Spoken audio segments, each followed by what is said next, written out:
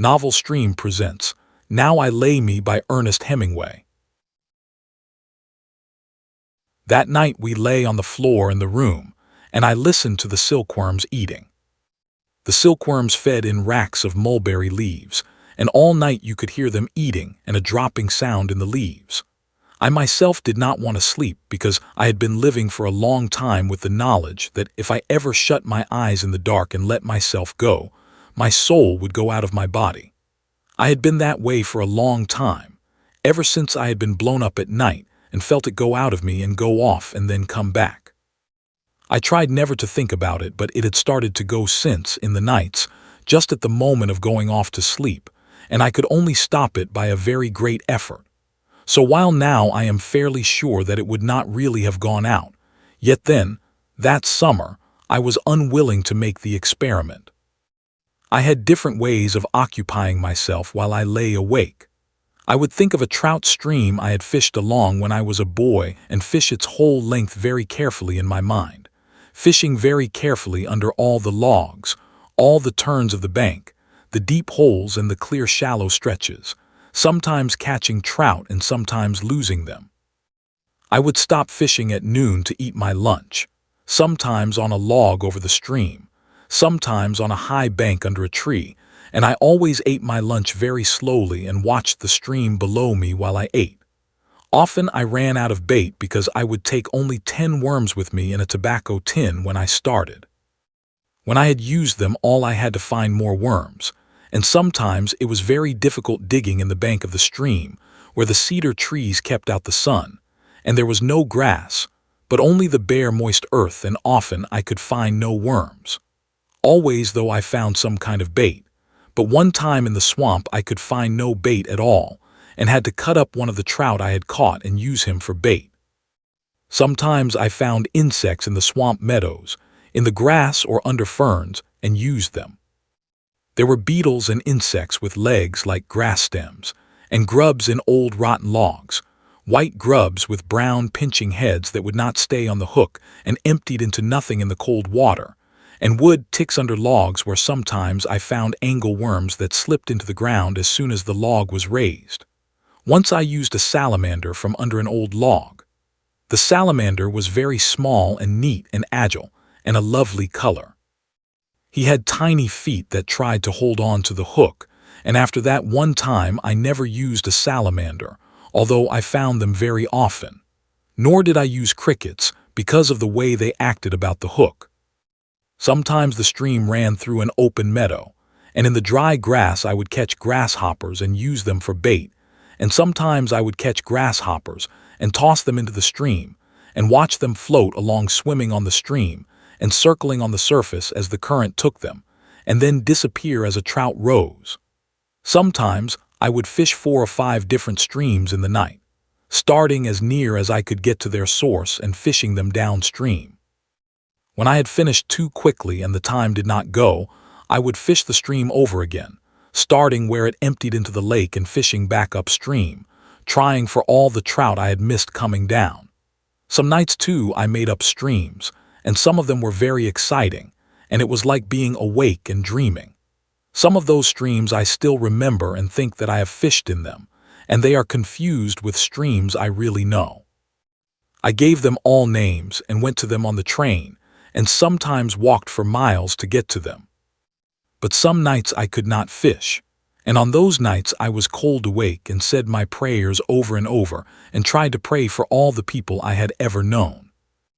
That took up a great amount of time, for if you try to remember all the people you have ever known, going back to the earliest thing you remember, which was, with me, the attic of the house where I was born and my mother and father's wedding cake in a tin box hanging from one of the rafters. And in the attic, jars of snakes and other specimens that my father had collected as a boy and preserved in alcohol. The alcohol sunken in the jars so the backs of some of the snakes and specimens were exposed and had turned white. If you thought back that far, you remembered a great many people. If you prayed for all of them, saying a Hail Mary and an Our Father for each one, it took a long time and finally it would be light, and then you could go to sleep, if you were in a place where you could sleep in the daylight. On those nights, I tried to remember everything that had ever happened to me, starting with just before I went to the war, and remembering back from one thing to another. I found I could only remember back to that attic in my grandfather's house. Then I would start there and remember this way again, until I reached the war. I remembered, after my grandfather died, we moved away from that house and to a new house designed and built by my mother. Many things that were not to be moved were burned in the backyard, and I remember those jars from the attic being thrown in the fire, and how they popped in the heat, and the fire flamed up from the alcohol. I remember the snakes burning in the fire in the backyard, but there were no people in that, only things.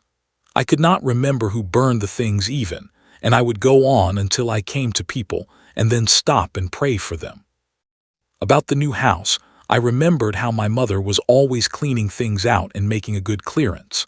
One time when my father was away on a hunting trip, she made a good thorough cleaning out in the basement and burned everything that should not have been there. When my father came home and got down from his buggy and hitched the horse, the fire was still burning in the road beside the house. I went out to meet him.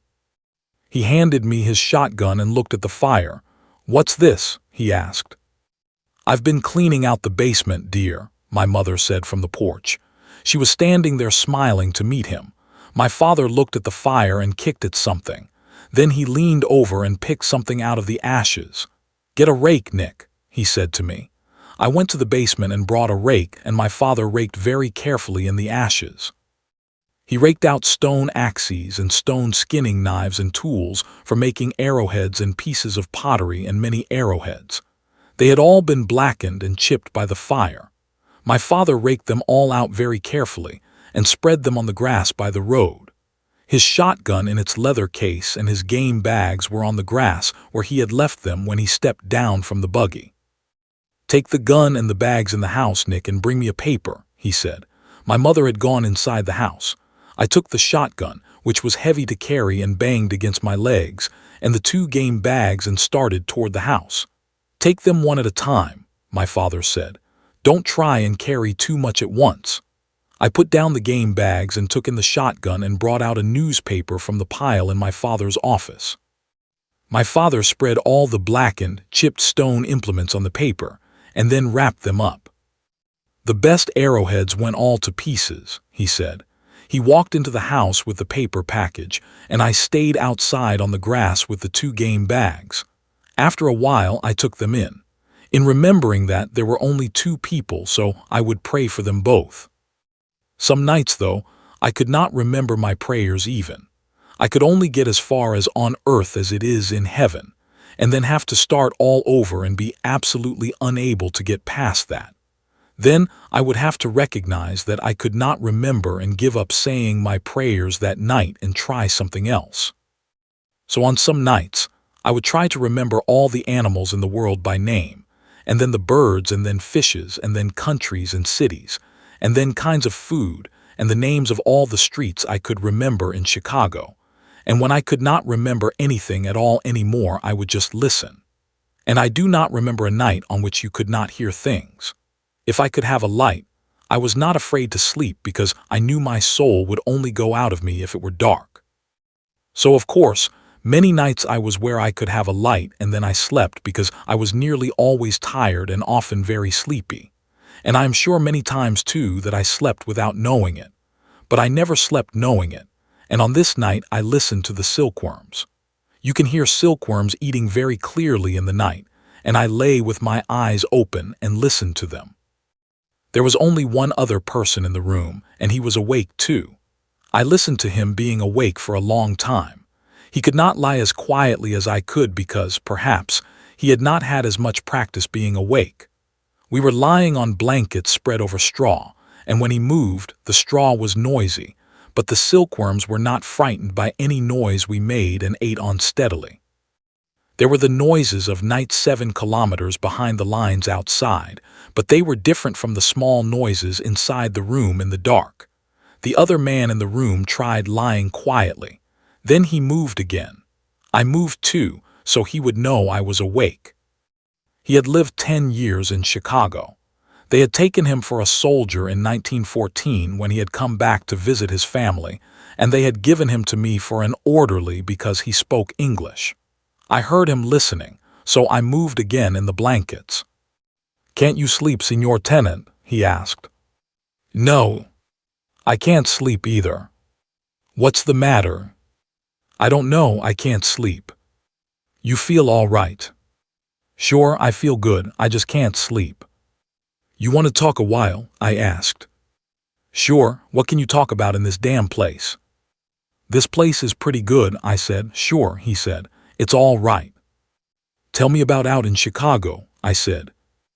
"Oh," he said, "I told you all that once." "Tell me about how you got married." "I told you that." "Was the letter you got Monday from her?" "Sure, she writes me all the time. She's making good money with the place." "You'll have a nice place when you go back." "Sure, she runs it fine. She's making a lot of money." "Don't you think we'll wake them up talking?" I asked.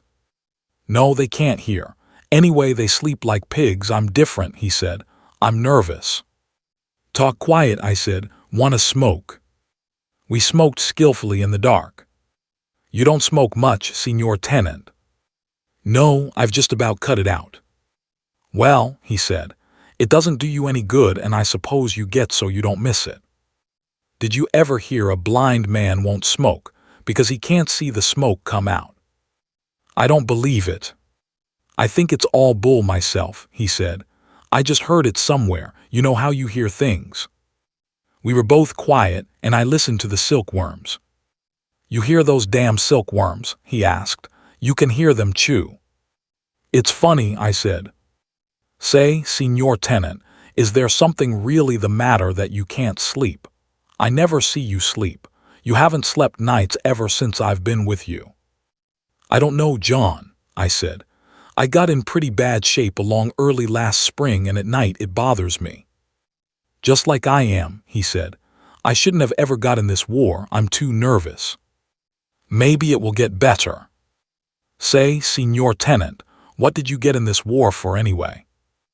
"I don't know, John. I wanted to then." "Wanted to," he said. "That's a hell of a reason." "We oughtn't to talk out loud," I said. "They sleep just like pigs," he said. "They can't understand the English language anyway. They don't know a damn thing. What are you going to do when it's over and we go back to the States?" "I'll get a job on a paper." "In Chicago?" "Maybe." "Do you ever read what this fellow Brisbane writes? My wife cuts it out for me and sends it to me." "Sure." "Did you ever meet him?" "No, but I've seen him." "I'd like to meet that fellow. He's a fine writer. My wife doesn't read English, but she takes the paper just like when I was home, and she cuts out the editorials and the sports page and sends them to me." "How are your kids?" "They're fine. One of the girls is in the 4th grade now. You know, Signor Tenant, if I didn't have the kids, I wouldn't be your orderly now. They'd have made me stay in the line all the time." "I'm glad you've got them." "So am I. They're fine kids, but I want a boy. 3 girls and no boy. That's a hell of a note." "Why don't you try and go to sleep?" "No, I can't sleep now. I'm wide awake now, Signor Tenant. Say, I'm worried about you not sleeping, though." "It'll be all right, John." "Imagine a young fellow like you not sleeping." "I'll get all right. It just takes a while." "You've got to get all right. A man can't get along that doesn't sleep." "Do you worry about anything? You got anything on your mind?" "No, John, I don't think so." "You ought to get married, Signor Tenant. Then you wouldn't worry." "I don't know." "You ought to get married. Why don't you pick out some nice Italian girl with plenty of money? You could get anyone you want. You're young and you've got good decorations and you look nice. You've been wounded a couple of times." "I can't talk the language well enough." "You talk it fine. To hell with talking the language." "You don't have to talk to them. Marry them." "I'll think about it." "You know some girls, don't you?" "Sure." "Well, you marry the one with the most money. Over here, the way they're brought up, they'll all make you a good wife." "I'll think about it." "Don't think about it, Signor Tenant. Do it." All right. A man ought to be married. You'll never regret it. Every man ought to be married. All right, I said. Let's try and sleep a while. All right, Signor Tenant. I'll try it again, but you remember what I said. I'll remember it, I said. Now let's sleep a while, John. All right, he said. I hope you sleep, Signor Tenant. I heard him roll in his blankets on the straw, and then he was very quiet, and I listened to him breathing regularly. Then he started to snore. I listened to him snore for a long time, and then I stopped listening to him snore and listened to the silkworms eating. They ate steadily, making a dropping in the leaves. I had a new thing to think about, and I lay in the dark with my eyes open and thought of all the girls I had ever known and what kind of wives they would make. It was a very interesting thing to think about, and for a while it killed off trout fishing and interfered with my prayers. Finally, though, I went back to trout fishing, because I found that I could remember all the streams and there was always something new about them, while the girls, after I had thought about them a few times, blurred and I could not call them into my mind, and finally they all blurred and all became rather the same, and I gave up thinking about them almost altogether. But I kept on with my prayers, and I prayed very often for John in the nights, and his class was removed from active service before the October offensive. I was glad he was not there, because he would have been a great worry to me. He came to the hospital in Milan to see me several months after and was very disappointed that I had not yet married, and I know he would feel very badly if he knew that so far I have never married. He was going back to America, and he was very certain about marriage and knew it would fix up everything.